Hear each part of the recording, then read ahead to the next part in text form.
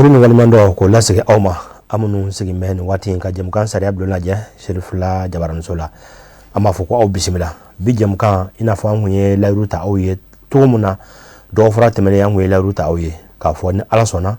ana sigi kana OCC no yo office central d'expedition akabara wo kase kana sigi aka do fura temene aw an chama fama kono anya ye ka fo ni te fama donon kungoye ninde OCC yere doron kungoye ni ambela jene kungoye eko ke denta la bi shini ebe shini do ma shito do esi nyon de mara ima kishi de no ye dorogota e ma kishi ka de ma kishi na yan siga nga kin kono ko ate anwa kare kono abe kare were min kono abe sigida kelna ma shi ma kishi ola nali mala ka fo ni ambela jene njoroy bisigi amena ta dakun kelenka toujours anga kina kelendo les missions de l'office central d'expedition ani anga mawlel ngelendo commissaire de police Taibou Lamogo analebe nyogon fe ni watina ka keni OCC nyamambaka yamaruye ale segera kana anga keneka ola ame directeur fo le directeur de l'office central d'expedition ambafo colonel major Fuseni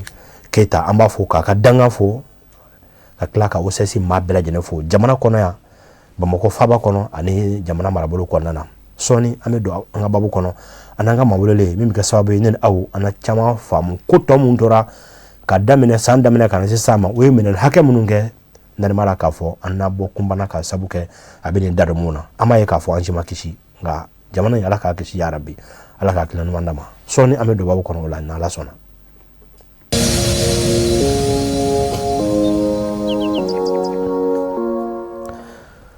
Monsieur le commissaire de police amifo do frafla ami nyogomolo ka keni ka nyema ka yamaruye do fra temene anga jemuka anye la rude mauma ngana sigi kana bi o alaye o fana jirana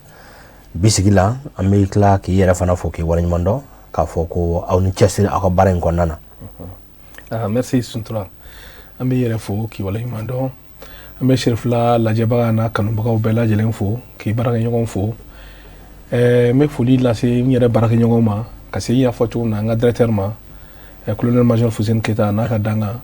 kasi ministère de la sécurité directeur Baobema police tabola gendarmerie tabola mayina douane ko mayina nga procureur ko nga procureur voilà mayina fara ko afana ka foli biano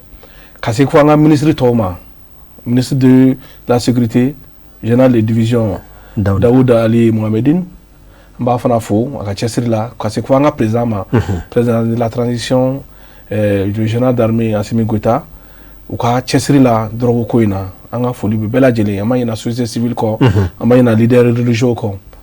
parce que ni bela jele wule no bi drogo koina anga foli be ni bela jele awo ajaranye amkla ka ufo ni wora ina anga foli no walmando beta anga chorbaye asedi Sheru Usman Marane Haidara ni kelebe abolo kunu kase bima wuli ka joba bolo ka maw blasara ko hakilla jigi jamana nyata gawla ay sinji demesanunga akuma kuma be nyashi an shifun dema ani muso kun an sabatira doron jamana be lafiya wala ay kuma munun fo kunu bi amma kollo konana o shini obe ala bolo anyanyi na ala fe ya rabbi kuma munun mi fo ala kanke klo konanduye anga seka kuma nu mene ka baraken ay shebukai ni fo kunu ka sebima wala ni yoraina anteka dagoyin tiga few namanga sheruke fo an fana karamo ay wulka jom nun ke jamana koina shifuna atona awnye oda al saraka klan mandi ama yami jamkan konnana antes nyina ka awka numéro vert fo ida serama 80 00 31 31 bisheki fu anifu bisabanikele ni o kongo doro ni o sesi be nyogombolo ajaranye wala bi teliala ka kenanga ñingal dakum ambolo ama faka do est-ce que mino moyo be aw bolo munu me aw permettre aw ka barake on veut parler des moyens techniques et logistiques est-ce que mino me aw bolo bi barake fema aw bolo munu me seka aw yere telia bara non kon na fe drogu ka don drogu te ni interdit ndo ni ma interdit barake mino fendo wi asra tiyena akanga do machine non ka sege est-ce que mino me aw bolo munu seka aw yere dem aka barako no bi ko sebe monsieur Suntura kani ngali njara nya ko sebe ngali njara ko sebe bibina amanga nyama ko fu ma ɲɛmɔgɔ fo ka cɛsiri la y'a f'i na cogo min na foli ko ka se président ma n'i y'a ye OCS don o don i b'a mɛn ko OCS ye nin kɛ OCS ye nin kɛ u kɛlen k'an bila condition minnu na u kɛlen ka minɛn minnu d'an ma o de bɛ k'an permettre an ka se k'an jɔyɔrɔ ni jɔyɔrɔ in fa OCS laboratoire bɛ OCS bolo laboratoire narcotique min yɛrɛ OCS yɛrɛ permettre polisi ka laban tali in na cɛta in na OCS de taara a denmisɛnninw ka test 200 in bɛɛ lajɛlen kɛ k'a yira drogue bɛ minnu na k'a yira k'a fɔ drogue tɛ minnu na OCS y'o bɛɛ lajɛlen kɛ o ye k'ale bi k'i ka kuma sɔn ji la k'a fɔ ko ɲɛmɔgɔw u hakili bɛ jamana kɔnɔdenw na u hakili bɛ OCS la u ye minɛn minnu d'an ma vraiment a bɛ k'an permettre an ka se ka baara kɛ yɛrɛ de aw kɔni an b'o foli bila u la. A diyara n ye kojugu an bɛ aw fo la bi n'i ye OCS jɔyɔrɔ jateminɛ e ka bi nali anw yɛrɛ ye fɛn caman faamu a kɔnɔna na i n'a fɔ an lajɛbagaw y'a faamu cogo min na nin n'a ɲɔgɔnna sensibilisation ka se ka maaw kunnafoni k'u bilasira kunnafoni ɲuman d'u ma ka se k'u galabu kɛnɛya u ka se ka a ɲɛɲini ka ko in tɔ dɔn est-ce que aw ye aw ɲɛsin kalansow ma wa i n'a fɔ denmisɛnninw sifinw bɛ kalanso mun na ka se ka dakun dɔ d'u ma n'o ye leçon modèle ye drogue yɛrɛ kɔlɔlɔ kan denmisɛnninya kɔnɔna na a ka ja ka se a n'a degun a n'a kɔlɔlɔ mun bɛ na ka se maa wɛrɛw ma minnu yɛrɛ tɛ drogue tala ye sensibilisation. awɔ monsieur Suntura o tɛ ban ne yɛrɛ min filɛ tan nɔ ne taara sensibilisation kɛ premier cycle bɛɛ la CB1 an taara kɛ terrain kan u y'an wele i mana OCS wele fan o fan sensibilisation na bɛ taa yen nɔ i y'an ka cɛkɔrɔba fo a diyara n ye kosɛbɛ an yɛrɛ ka foli b'a ye kosɛbɛ salo u y'an wele Seydina Ali ka anniversaire la an taara sensibilisation fo misiri kɔnɔ ni commissaire Ɲare kun b'o la an taara o kɛ ɲɔgɔn fɛ pour vous dire que i mana an wele fan o fan an bɛ taa école tɛ école la k'a fɔ ko n'i y'an wele k'an banna ka taa donc ka daminɛ premier cycle la ka taa ko université la OCS ye dɔ kɛ nin bɛɛ lajɛlen na mais hali bi an ma ban n'o de fɔ an bɛ ka société civile les jeunes leaders association an bɛ fɛ an n'olu de ka baara kɛ kosɛbɛ kosɛbɛ u kana olu de bɛ se ka u ka sigidaw dɔn yɔrɔ minnu na touchelen don kosɛbɛ ka ci bila an ma dɔrɔn an k'u sɛgɛrɛ an mago b'o dɔrɔn de la awɔ. A diyara n ye mais drogue kɛlɛ in na bi n'an y'a jateminɛ i bɛ n'an ye misali ta jamana wɛrɛ dɔw kan i n'a fɔ minnu bɛ jamana dɔw bɛ u bɛ se ka an kɛrɛfɛ ni drogue ye maa degun cogo dɔ la i b'a sɔrɔ lakanaso ni fɛnw bɛ yen nɔ bi ka se ka prise en charge kɛ mais min ye a consommation ye anw ka jamana kɔnɔ ni siranya ko bɛ an na o de y'a consommation ye sani an ka taa ɲɛ an b'a fɛ e yɛrɛ ka drogue kɔlɔlɔ dɔ fɔ drogue tala yɛrɛ ka ale ka drogue kɔlɔlɔ dɔ fɔ mɔgɔ mun sigilen don ne den t'a la kaban ne den tɛna kɛ drogue tala ye e bɛ se ka kɔlɔlɔ jumɛn fɔ bɛɛ lajɛlen ka sécurité ma ka sabu kɛ drogue tala ye. I ye kuma daminɛ ni nin kelen de ye n'i bolo sigi i da i sen kan ko ne tɛ drogue ta ne ka sira t'a la ne den t'a ta ne ka mago t'a la min den b'a ta a b'i den don a la dɛ n'a m'i den don a la a falen bɛ se ka tiɲɛni lase den ma dɛ e yɛrɛ bɛ se ka kɛ a dɔ sababu ye drogue ye tiɲɛni de ye tiɲɛni min don mɔgɔ si de man k'i sigi k'a fɔ ko ne t'a la a t'i ka sigida la tiɲɛ don mais a bɛ sigida wɛrɛ minnu na a kan ka olu dɛmɛ an b'a kɛ cogo jumɛn na ka se ka nin gɛn ka bɔ an da la parce que drogue laban bɛɛ ye fa ye denmisɛnnin kalan bɛ kɛ cogo min ni kunkolo tɛ yen denmisɛnnin kalan bɛ kɛ cogo di siniɲɛsigi bɛ se ka kɛ cogo jumɛn na ka sɔrɔ ko e bɛ fatɔ marayɔrɔ la k'a fɔ k'e kelen ka fini bila siniɲɛsigi tɛ yen bilen dɛ siniɲɛsigi tɛ yen bilen donc c'est pour te dire que hali bi an tɛ taa ɲɔgɔn kɔ bɛɛ lajɛlen de kan ka drogue kɛlɛli k'i ka ko ye an bɛɛ kan k'an cɛsiri n y'o de f'i ɲɛna ko ye a fɔra ko résilience communautaire in ye rempart de ye c'est-à-dire que an bɛɛ ka cɛsiri de bɛ se ka kɛ fɛn min bɛ se ka nin fɛn bila ni masiba in cɛ fɛn ye masiba ye dɛ drogue ye masiba de ye ala ka bɛɛ de n'a cɛ janya denmisɛnnin minnu b'a la ala ka conscience d'u ma u ka bɔ a la somɔgɔw parents minnu fana bɛ yen nɔ an ka diɲɛ jɔ denmisɛnninw na an ka denmisɛnninw kɔlɔsi an k'u ta yɔrɔw dɔn u ni minnu bɛ ɲɔgɔn fréquenter an k'olu dɔn awɔ o yɔrɔ nin na an b'an sɔnni sigi a kan kosɛbɛ n'an ye communauté kɔnɔna jateminɛ an ka sigidaw jateminɛ e yɛrɛ ka jatew la du jɔyɔrɔ fɔlɔ jumɛn bɛ se ka kɛ dɔrɔgu kɛlɛli la famille ka daminɛ an ka du kɔnɔnaw na ka daminɛ an ka kin kɔnɔnaw na sani an ka bɔ ka taa dugu wɛrɛw la du ka daminɛ famille yɛrɛ ma fana an bɛ du min kɔnɔ ka se sigida ma i b'a sɔrɔ an tɛ du kelen kɔnɔ an bɛ kare kelen kɔnɔ an bɛ sigida kelen na an bɛ ɲɔgɔn dɔn donc o boloɲɔgɔnma in jɔyɔrɔ jumɛn b'o la sani dɔrɔgu ka taa kɛ kɛnɛmako ye an bɛ se ka kɛlɛ cogo di e yɛrɛ ka faamuyali la. Effectivement i y'a fɔ cogo min na min yɛrɛ bɛ na ni tiɲɛni caman ye parents de b'a dɔn sigida la i b'a sɔrɔ olu de bɛ kɛ mɔgɔ laban ye min b'a dɔn k'a fɔ k'u denw donna nin ko la i b'a sɔrɔ sigida mɔgɔ wɛrɛw b'a kalama mais olu tɛ bɔ a kalama o kɔrɔ ye mun ye e bɛ sigida la a bɛ daminɛ so kɔnɔ de fɔlɔ fo que a ka fɔ denmisɛnninw ɲɛna de ko bɛ kɔlɔ ka na sɔn wa dɔrɔgu ta an danbe ye o dɔrɔgu ta an ka ko kɛta ye o ko min bɛ fɛn b'i permettre n'i donna na a b'i bila waleyakɛla waleya min n'i b'i yɛrɛ kalama i tɛ se ka don min na o tɛ ko ye min bɛ bɛn o ye fɔlɔ ye sokɔnɔna ye n'e bɔra kɛnɛma karisa den b'a la e kan k'a dɛmɛ ka den bɔ a la joona parce que étape de don denmisɛnnin mana don nin fɛn na n'a ma bɔ a la de a bɛ na ni tiɲɛni ye denmisɛnnin bɛ se ka don a la a bɛ se ka sauver o kɔrɔ ye mun ye misaliya la a bɛ karisa den na e ye sɔmin'o la e yɛrɛ bɛ se ka den dɛmɛ fɔlɔ ka kuma ni den i kan ka s'a somɔgɔw ma a ka ɲɔgɔn dɛmɛ ka kuma ni den a bɛ feere min a y'a bɔ min n'a sɔnna k'olu fɔ a ɲɛna mɔgɔ minnu b'o la yen nɔ k'olu ko fɔ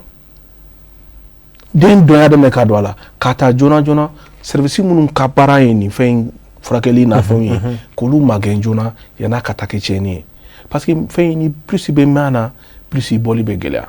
sira min don a sira man ɲi ni taara ɲɛfɛ i seginni bɛ gɛlɛya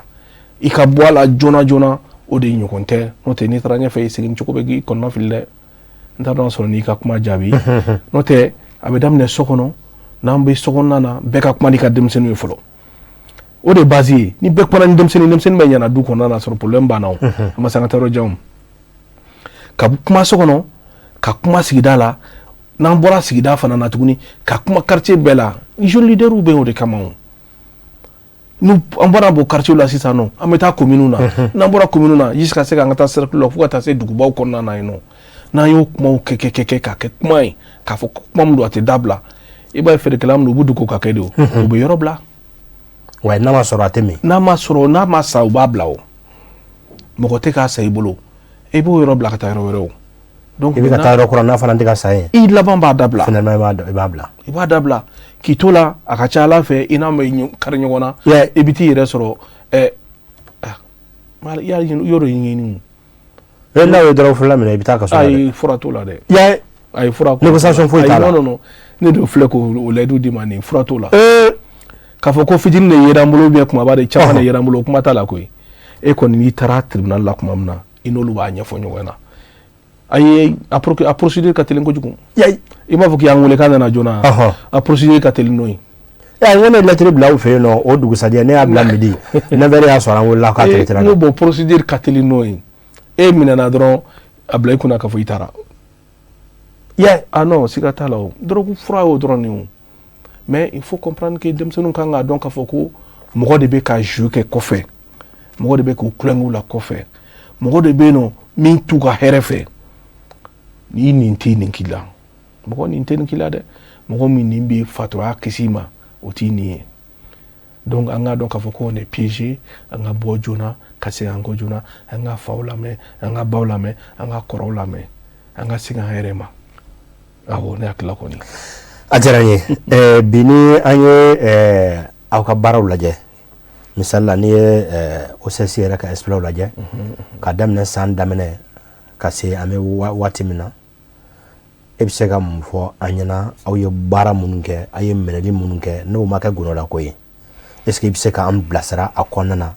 pour que anw yɛrɛ ka da la k'a fɔ a bɛ ka minnu kɛ a bɛ ka kuma minnu fɔ tiɲɛ yɛrɛ la jaw fana bɛ sanjikɔrɔ wɔsi la ni hali kuma dɔ n'a tɛ dɔn. Gundala tɛ OCS fɛ yen nɔ an fɛ yen nɔ gundala ko foyi tɛ yen n'i donna Facebook kan sisan nɔ ka OCS sɛbɛn sisan nɔ hali bi bi in na an bɔra ka dunan dɔw yɛrɛ sɔrɔ bi a bɛ yen ka ban mɔgɔ minnu nana u nana mun na a sɛbɛnnen b'a kɔnɔna na i ye min fɔ tan nɔ nin ye cɛsiri mun kɛra ɲina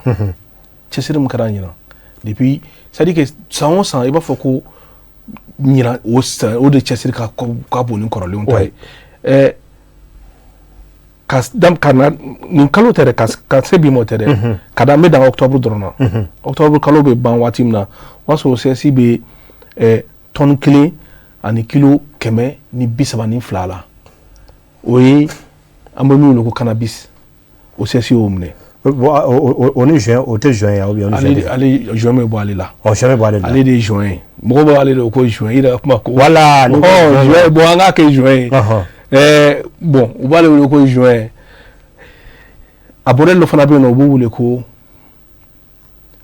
hachis o bɛ bɔ jamana wɛrɛw kɔnɔ ka na ok o fana ka c'est à dire que juin yɛrɛ a minbagaw yɛrɛ ka kuma ko cɛkolonba donc dosi b'a la ni ye hachisi ta ka jateminɛ i b'a ye k'a fɔ ko ɲina o CSI ka 16 144 kilo an y'o minɛ mais cɛkolonba fana cannabis modèle dɔ bɛ yen nɔ min fana ka farin ni cɛkolonba ye n t'a dɔn ni delila ka skensi tɔgɔ mɛn n t'a dɔn ni delila ka kushi tɔgɔ mɛn olu fana bɛɛ ye cannabis variété wɛrɛw ye ni ye kushi ta ka jateminɛ sisan nɔ skensi n'i y'o ta ka jateminɛ i b'a ye k'a fɔ u ma caya kosɛbɛ o danna kilo 1 ni kɔ ma mais kushi dun o bɛ ko 784 kilo la n'o bɛ wele 774 ani 4 o kilo an y'o minɛ ɲina cocaïne ni mɔgɔ min bɛ cocaïne da dɔn a bɛ feere da mun na k'a ye k'a fɔ ko 153 kilo o de kɛra ɲina k'a sɔrɔ san ma ban fɔlɔ o 16 kɛra o tɛ i n'a fɔ kilo 153 kilo 153 a n'a kunkanfɛn cocaïne na kraki o fana bɛ bɔ cocaïne na ni dɔw b'o wele ko kayu o bɛ taa 498 grammes na c'est à dire que nin bɛ ka nin fɛn fɛn fɔ i na nin ye ni bɛ nin dɔrɔn i dan ye dɔrɔn ka don o CSI ka kalo kɔnɔ n'i bɛ to k'a ka pages ci dɔrɔn chaque trimestre an ka fɛnw bɛ bila a kɔnɔna na yen nɔ y a pas de problème bon ka se ko furakisɛ kolon ma n'i ye tramadol jateminɛ tramadol bɛ taa carton 8825 carton o ye joli ba seegin ani 25 tramadol carton mun a carton ba seegin a jateminɛ den joli b'o kɔnɔna na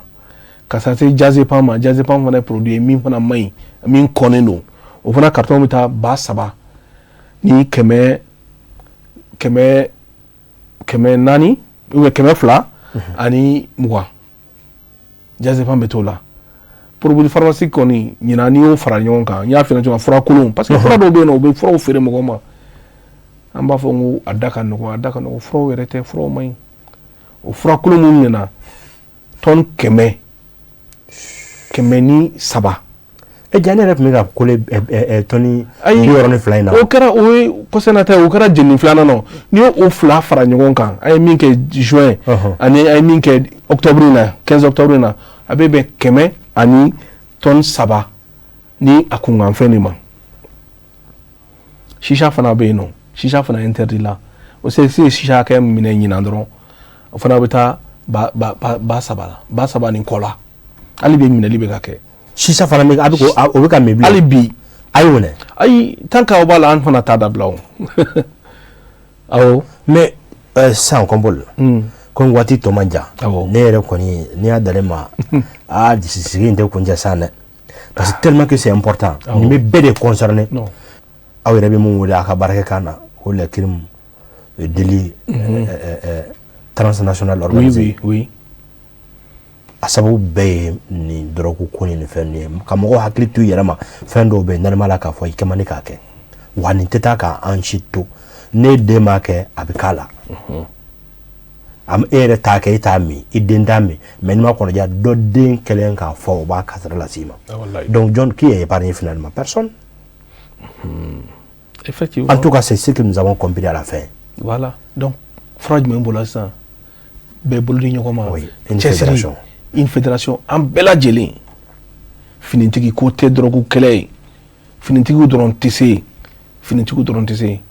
Ma faut que dron ou kabara tere. Ou dron tissé. Faut en bête de kadjek nous on fait. Kan y fait une kele nous on fait. Fura kelimbala ou yodi. D'accord, mais dans ce produit fongo faman.